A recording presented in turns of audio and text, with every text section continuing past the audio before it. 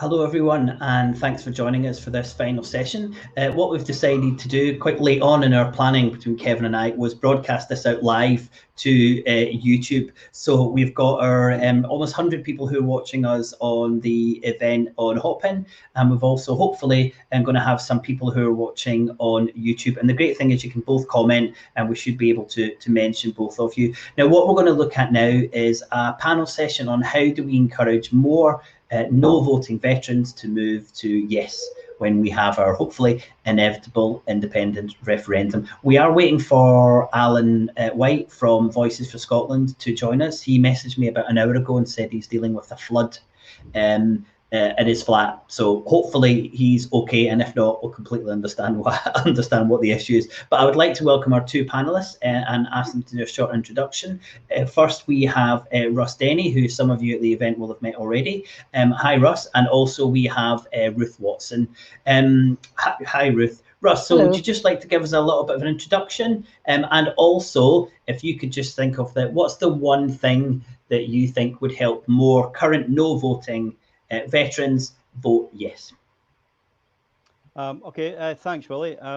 So as I kind of mentioned earlier on at the very start of these proceedings, my name's Russ Denny. I served for 27 years in the British Army. Joined up as a young lad, aged 17. Stayed there for the next 27 years, jolling around the lovely spots that the UK government decided to send me. I think the thing as a veteran now, and having been a veteran for the last 8 years now, I think there's various things we can do to attract veterans. I think the big point, and I think Kat Carey mentioned this earlier in her chat, is to be honest, is not make false promises, tell veterans what we can do for them and how we can do it, and follow up on that. So if we promise, better facilities, better care, better mental health care, better hospital protections, and deliver on that, and they can see that we deliver on that, then they will come across in droves. I really do think that. Okay, fantastic. And Ruth, a little introduction and then thoughts on what stories we can tell to veterans to encourage them to vote for independence. My name's Ruth Watson. I'm an activist with Yes Kirriemuir. I also am the one of the media officers for the National Yes Network, which is a sort of an amorphous body of yes groups for the whole way across the length and breadth of Scotland. So we sort of provide a connecting forum and ways of people making contact with each other from across the different yes groups. So that could either be a local yes group or, for example, Veterans for Yes. I also am a former Faslane peace camper. I lived at Faslane for a couple of years, sort of taking occasional forays down to Greenham. So I'm quite familiar with the inside of at least of two of the bases across the UK, and some of Her Majesty's establishments as well in other capacities too, owing to peace camp related activities, I hasten to add. How do I think we can encourage veterans to go from no to yes? It's not just veterans. It's not being a veteran to me sort of suggests somebody who has ceased serving. I think that also we're looking at people who are actively serving, and I think I've written down some notes. I think that a lot of people in the forces don't feel that their role is understood, because a lot of the time they are, because of the actions of the British government sending them to countries where they actually perhaps don't feel they have any business being. I feel often they feel misunderstood. And I think that often their service is not valued in the way it might be, because they are seen to be, perhaps invaders rather than peacekeepers. And I think that for me, having spoken to a number of people over the years about this, I think that offering a truly professional Scottish Defence Force, where they can see that there's a strategy and they can see that their input is valued, that they're not just minions, sort of cannon fodder taking orders, but that they're going to be part of a dynamic and progressive defence force. So that whole thing about making a commitment not to take people into unjust wars, and where perhaps people can't hold their heads up because they don't know why they are in a foreigner's country. It's I think that for a lot of people, being seen to be defending our country and being seen to be defending, sort of standing up for looking after our people, all the people of Scotland. I think that's actually very important, and offers great opportunities, because I think you'll get more people coming in if they think that they're actually doing something that is a positive contribution, rather than something that might be seen as, sort of killing foreign babies.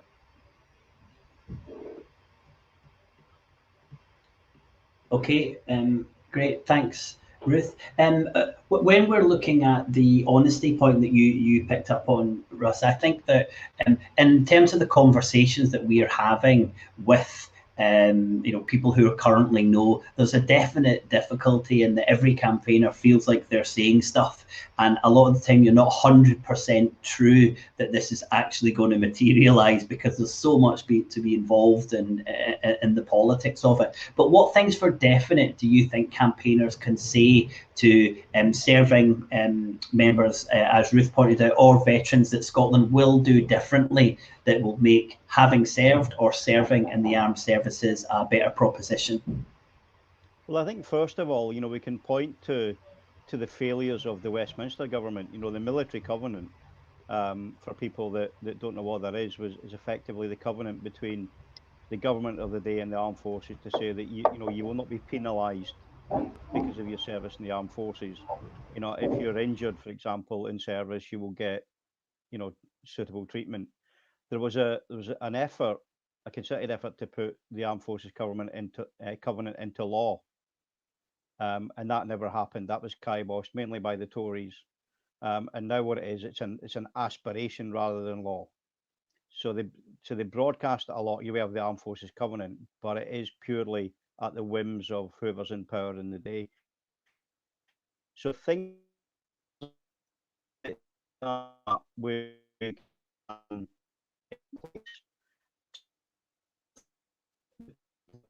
doesn't have to be the grand gesture. It's I don't know if you lost me there. My screen kind of went blank a little bit. I apologise.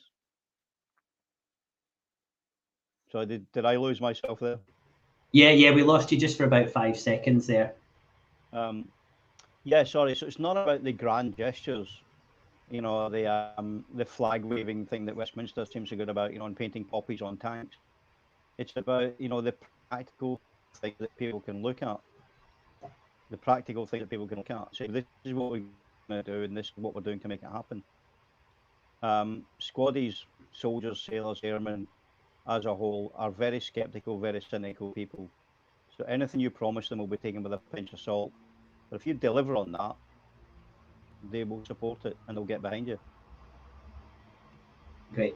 We just to bring in a couple of comments from our audience here. We've had from Dave Dugan, that said, a good start for a defence perspective for the electorate would be to outline how many more civilian and uniformed jobs and the promotion opportunities that would be available and based in upholding a sovereign Scottish defence capability in Scotland, compared to Scotland doing our bit within the UK MOD. And we also had similar comments from Kat around the kind of career progression, and I think it's certainly something I feel guilty of, is thinking about people join the army for reasons other than this is a good job I'd like to do quite well, like they do in so many other facets of our society. And Kat kind of busted that myth for me right at the start. But Russ, would you agree that we often focus on things that aren't actually what's really important? For example, Karen talking about family and roles, and these are the things that when we're having conversations with serving or past veterans, we really need to concentrate on. Sorry, I cut out there. I completely missed the last 20. Ruth, hopefully you got that question. Have you any thoughts on that? What is really important, do you think, to these people that may be different from what we think? I think that having a distinct career progression, and I think giving opportunities to people who perhaps have, if we're looking at a defence force moving forward, then the prospect of people being horrifically injured and suffering the trauma that comes from active combat is significantly reduced. So I think that right from the get-go, we're improving conditions for a professional defensive force right there. I think that for those veterans who have been shamefully, absolutely horrifically abandoned and thrown on the scrap heap. It's no wonder the drug use and alcoholism rates are so high. I think that the point that Dave career progression is significant, because if you're looking at a defence force, there is a role for veterans who would like to be involved still, in terms of either retraining into the IT side of things or into procurement or other aspects. We will need people bringing those veterans back in who wish to be involved. I think would give us back a huge skills base as well. And there will be, of course, less disruption for families, because you're not having folk being shipped all over the world and to 2 years in one base and 2 years in another, and get the inside of your taps checked before you move house to make sure that it's okay. So I think that there are even across the UK, wouldn't be something that they would have to consider if it's Scotland based. Ruth, really interesting points there. We've got a really good question, which I think I'll pop over to Russ, which is like, veterans know all this stuff and they're very practical people. How can we get more veterans to tell the stories that you and Cliff have been telling today, and also the other couple of veterans who have been on with us, including Kat, and that wonderful letter that we got? How can we encourage more veterans to say what's important to them to help us speak to other people in that community? I think that's a really good question, and I think I can only tell from my own experience about how I came to this and what encouraged me to speak out was things like this, was the realization that I wasn't the outlier, that I wasn't alone, that I wasn't just this weird sort of cuckoo in the nest, if you like, that veterans can and do support an independent Scotland. So it's getting the message out, saying, you're welcome in this movement. There's nothing that prohibits you being part of this. So it's about giving them the forum, the place to speak, a place to do it, and a listening ear, most importantly, to say that you will be listened to. I think for a lot of us, especially when I was an independent supporter in the military, which is not something that you would bring up in casual conversation, because there is the perception that you're in this very pro-union organisation.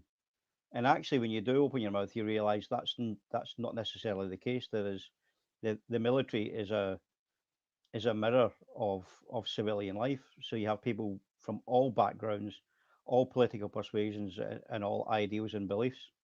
So to get more people across, do what you're doing, Willie, and keep pushing out things like this.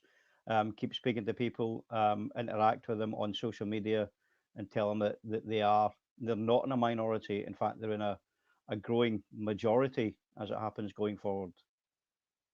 I would go one step further and say that I think that one of the things that we need to do is to actively reach out to veterans, and it might be a good idea for the Scottish Government, for example, to get a people's forum together to say, please, can veterans or acting service people come forward and give us your views? If you would like to be involved in helping develop a future defence force for Scotland, tell us what you think. I think when people feel heard and genuinely listened to, they're much more likely to engage and believe that the process will be one that reflects their experience and their views.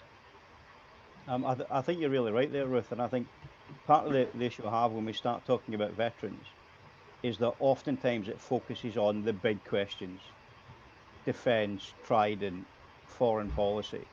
And in reality, most of your veterans and your forces are interested in how it affects them directly. So when you talk about career progression, about pay and conditions, about values and standards, those are really, really strong messages when it comes to attracting the rank and file.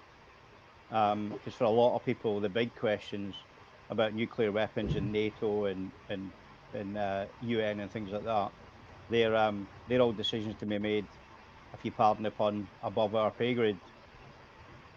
But I think also, if we're to look at, I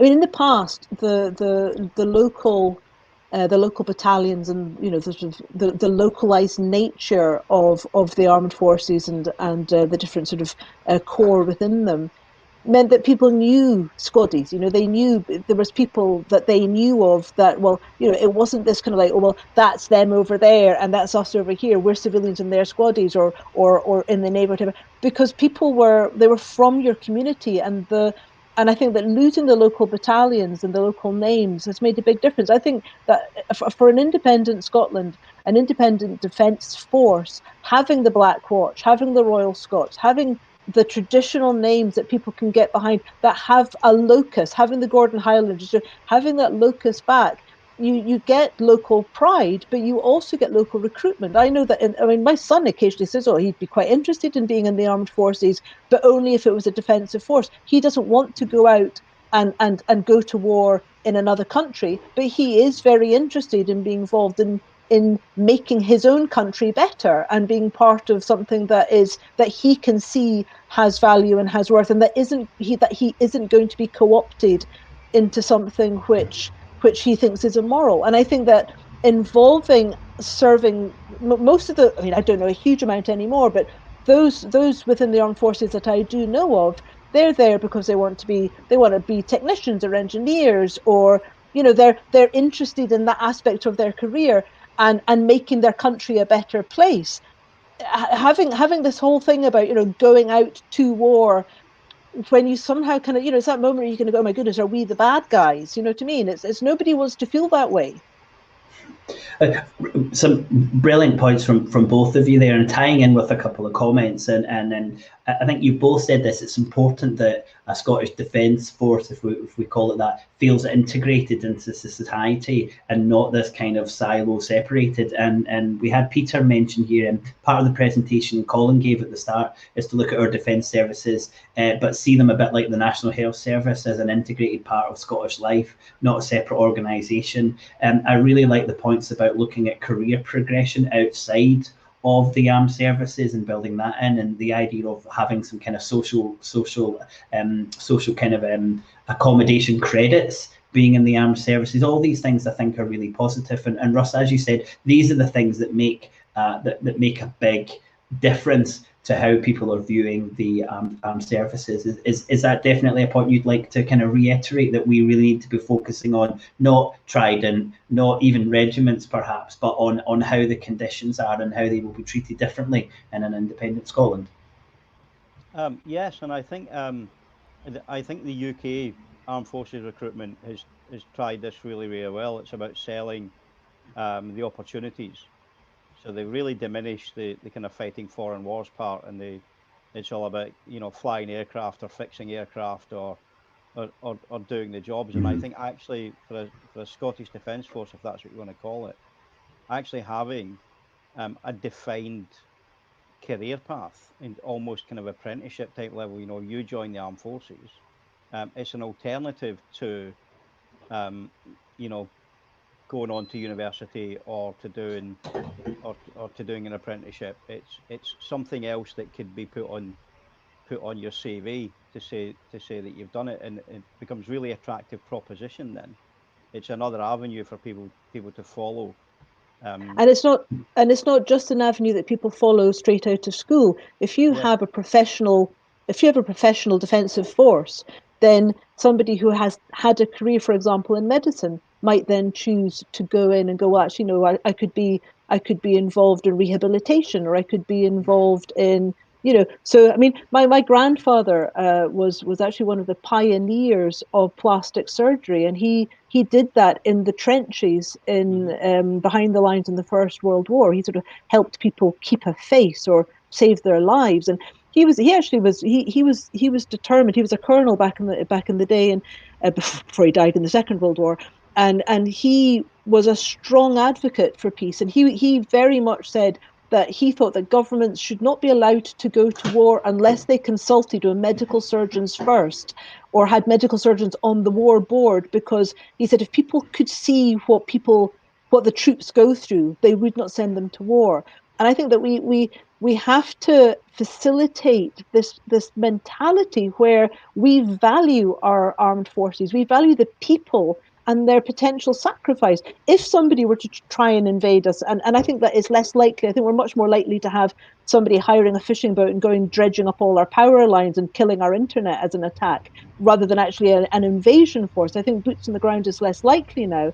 So I think that there's much more of an opportunity to show the attractiveness of, you can go and you can be a doctor, or you can be a phys ed teacher, and then you can join the armed forces, and that is an integrated part of your career. And when you come out of that, that's going to be respected and valued. And I think that then makes it much more of a cohesive and respected route. And that means we're much less likely to see the abomination of former squaddies or folk from the Navy sitting on our street corners in the rain, drunk and traumatized. I mean, I think that we have to find a way of fixing what has gone really wrong with people who have tried to do the right thing.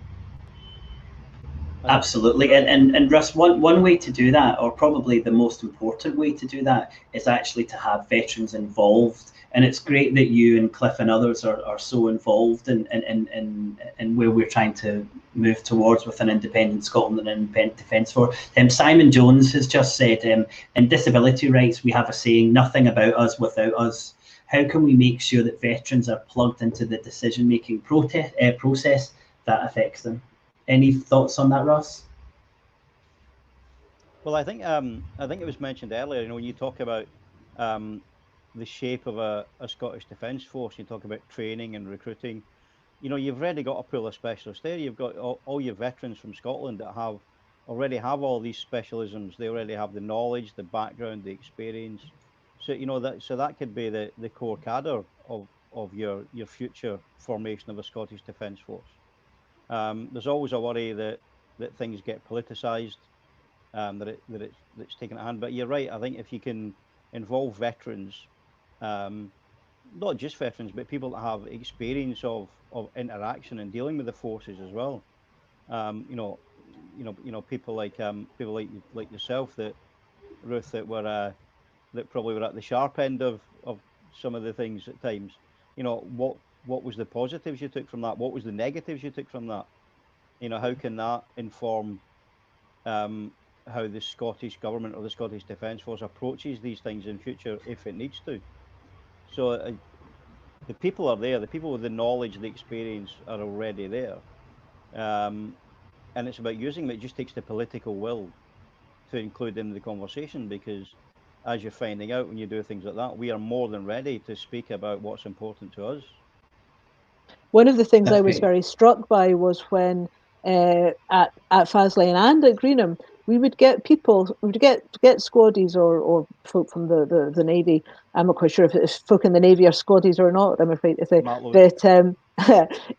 we'd get them sneaking over at night after dark. We'd get them sneaking over to the fires or to the caravans, because they wanted to ask us. They felt they had a real conflict of conscience, because they wanted to defend their country, but because people, I want people to defend my country, you know what I mean? But they were really very much very disturbed by what was happening with having a nuclear armed force and the immorality of it, and I think that hasn't gone away at all. And you just have to look at Lord Mountbatten. I mean, Lord Mountbatten, if you go to the Imperial War Museum, you can read his speeches against nuclear weapons. And I think that for most people, they can see that it is ludicrous for soldiers to be expected to go and do their duty and do their service, do what's being asked of them without adequate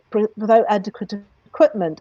And yet we're spending billions of pounds on a hunk of metal that can't ever be used, or it's going to destroy everything. And that sense of betrayal, I think, has always come across to me as being very palpable within the armed forces. And some say it may well have cost, been one of those things that kind of cost Mountbatten his life in the end. But that's another view altogether. And Russ, when we're thinking about the definitive and the definite things that we can do to encourage more veterans and current service personnel to vote yes, Kat Carey had said that you've got to be careful that kind of rhetoric and if it becomes empty rhetoric, can be really damaging. But I just wondered if there was one thing that the current Holyrood administration could do, and that is to write a new military covenant for an independent Scotland. Is that something that is underway, or is I suppose even right at the top of that, is that something you think would be a good idea? And Ruth, I'd be interested to hear you viewing that as well. What can we do that's a little bit more concrete than just kind of empty rhetoric? I think you're right. I think the military covenant it's broadcast by the UK government as this massive piece of work that supports veterans, but it's really not worth the paper it's written on, because there's no emphasis on people having to do it. And so I think if the Scottish government came up with something like that, because a lot of the things that the covenant talks about, which is access to maybe medical services, mental health services, housing support, all these kind of things, these are all things that are already in the purview of the Scottish government. So they could do this already. They could say, if you are a serving soldier or a veteran, we are going to mirror the parts of the military government that we can, and we're going to give them a statutory underpinning. That's a real practical thing that just takes some political will to do, and actually wouldn't involve changing a great deal of what we already do, because we already have some really good support for veteran services in Scotland. Veterans First Point, which is a NHS service, which includes peer support workers, psychologists, therapists, psychiatrists, and that's already there. And I know, speaking to colleagues down south, they're trying to mirror that. So there's already service. Brilliant. Russ, sorry, just a second, because we've got a few veterans who are on the chat in YouTube, and I'd just love to hear from them if they think more work on a Scottish military covenant would be something that would help them persuade the other people that they know to vote yes, because that would be really good to have their views. And for the people who are watching on Hopin, it's been so good today hear from veterans like Cliff and Russ, but there's obviously a lot more. There's clearly a lot more, as Russ says. It mirrors Scottish society as a whole, and there are people, there are veterans on YouTube commenting on what we are covering, and there's also former service personnel on the event, so that's really, really good to hear. So please do let us know your opinions on that. Sorry, Russ, to cut you off there. I think that's an important point to ask for the audience. No, Ruth, have your views? Can't remember what I was saying. So, well, I was listening to you, Russ. It's I think that it is very important that the phrase, deeds, not words, and as Russ says, the Scottish government could already be doing some of the things I think the Scottish government is already doing some of the things that it needs to do. Having seen some of the work that's been done to look after veterans. But I just keep coming back to this whole thing is yes, we need to have a covenant, but actually it's in the form of an employment contract. If you look at health and safety at work, if somebody gets damaged at work, then the employer is duty bound to look after them or recompense them. How much more can you in a country ask of somebody that if somebody goes off and gets damaged or traumatized in the line of the work that they've been asked to do by their employer, and their employer has put them in that situation, then surely the deal is you get looked after afterwards. One of the things that I come back to is that with a defence force within Scotland, we would have less of that kind of trauma and less of that kind of damage, because people would not be exposed to fighting. If it did come down to the fact that people were exposed to fighting either through training or because there was an incident that they were trying to protect us from, then you would also have the knowledge that you were doing it for a country that was actively grateful because people were in part of the community. I think there's a big problem if you have people in regiments that are detached from their communities. When people come back, they have no community left to look after them. And that's one of the reasons why I think that having community-based regiments actually makes a lot of sense, because people come from that community, and when they come back, their community is still there to help be a part of looking after them. But I think that absolutely, I have a relative that actually works at Erskine House as a physiotherapist, working with people, trying to get them literally back on their feet. And we need to have more of that, and it needs to be meaningful. Great. And Russ, would you echo those statements from Ruth? I would. I mean, you know, we're in the 21st century now, so the army has diminished considerably. I mean, the reason, so things like local battalions is really difficult because the army's got smaller. But I think also an issue with that was the recruitment. You know, the MOD really struggle with recruitment, which is why we have, you know, kind of so many people from foreign and Commonwealth countries in the British Army. There's a big reliance on people on Fijians, Nepalese, and that to make up the numbers. So the battalions were already being kind of watered down a little bit. Now, don't get me wrong, the people that come in from foreign and Commonwealth countries are absolutely exceptional soldiers and really, really good at what they do. But they had no contacts with the local community. So part of that is you make the armed forces a better proposition, a more attractive proposition for people. You target your recruiting in these areas, move away from the historical Westminster policy of targeting deprived and low-income neighbourhoods to garner your cannon fodder. You make it a modern, professional, attractive army, and you may well be able to come back to that aspect of having proper local recruitment and have a real presence in these places, rather than what we see now, which is just the old kind of museums popping up, which is all that remains. That absolutely, sorry to jump in there, Ross, but that absolutely comes back to the view that I hold firmly, which is that it has to be a defence force. I know that my son, who's a strapping young lad, you know, when we go out we were out a couple of years ago at Glamis Castle, and there was, you know, they had the Black Watch was there, sort of hoping to recruit folk, and my son, who's a strapping young lad, sort of was interested in some of the toys, you know, and the recruiters were around him like vultures, and I was just like, nah, no way, it's no happening. You are not going to Iraq to, you know, to get involved in somebody else's war. And I could, you know, they were like, oh, but actually that's the thing. I have had lots of conversations with actually most of my children about being involved in some way with the defensive force, and none of us have an issue with that, because that is seen as being doing your duty. And it is I would much rather, I don't have a problem with my youngsters going out, for example, to help with search and rescue, or to you know, sort of deal with fisheries, or even going overseas to do training if you're, for example, working with UN as peacekeepers. I don't have an issue with that, because I actually see that as part of a global moral obligation to try and help people.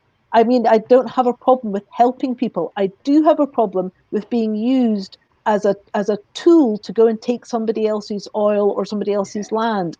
And I think that is one of the reasons why recruitment is such an issue. Yeah, it certainly went down well in the comment, that idea of recruitment, and also the kind of really clear idea, I think, of what is not just the proposition that we go to veterans and people who are currently serving, but to our nation, to say this is what our defence force does, and this is how we're going to treat it. And you know, again, one of the key themes as we're closing up now is certainly, please let me know in the chat if you agree with this, but I think one of the key themes is that we have to start preparing now, and even before that is discussing. And this is what we're trying to do with events like this. Is, you know, we're never going to solve anything here. If we can get one positive thing that comes out of this, which I think is certainly this idea of a military covenant, then I think we've done something really positive. But we have to start planning. We have to be much clearer on what our proposition is. And there's a lot of areas as we build up to independence that we can have a lot of confidence around. There's a lot of areas we're not too sure about, but I think things like what a defence force would look like, what the military covenant would be like, I think is something that we should have done and dusted, you know, very, very soon. So hopefully we can move towards things like this. Russ, Ruth, thanks so much for your involvement in our panel. I really appreciate your time to join us today, and Russ, for your help putting this event together. Thanks so much, Ruth and Russ. Well, that's us come to the end.